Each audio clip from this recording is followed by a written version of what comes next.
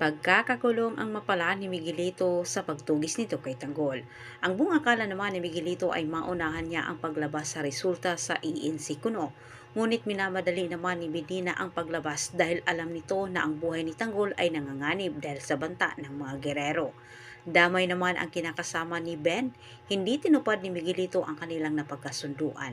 Subalit malaking tulong din ang ginawa ni Ben sa pag-atake nito kay Miguelito. Dahil naagaw ni Ben ang atensyon ni Miguelito at nakakuha din ng pagkakataon sila Tanggol na makalabas sa tahanan ni Ben. Samantala, ininsulto ni Marites itong si Rigor at tinakot din niya ito. Sa oras umano na si Tanggol ang maupo, sisiguraduhin umano niya na sa kulungan din ang bagsak ni Rigor dahil sa pagtapos umano nito sa buhay ni Santino. Natamaan ang dalawang kaibigan ni Kitanggol at ang buong akala nilang lahat ay magiging katapusan na nila.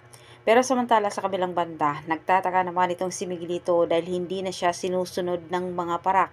Inutos niya sa mga ito na pasukin umano ang bahay ni Ben at kunin si Tanggol para kanyang tapusin. At habang nakipagbakbaka naman itong si Tanggol sa mga tauhan ni Miguelito, laking gulat na lang ni Miguelito na ang mga kasama niyang mga parak ay kanyang mga tauhan ang tinitira at hindi itong si Tanggol. Natataranta naman itong si Roberto at Chucky matapos din lang nabalitaan ang ginawa ni Miguelito at kasabay pa dito ang paglabas sa resulta ng ENC. Alam naman ni Roberto at Chucky na manganganib ang buhay ni Miguelito. Nagsama pa itong si Miguelito ng maraming parak pero hindi naman siya sinusunod ng mga ito sapagkat si Tanggol din ang kanilang iniligtas.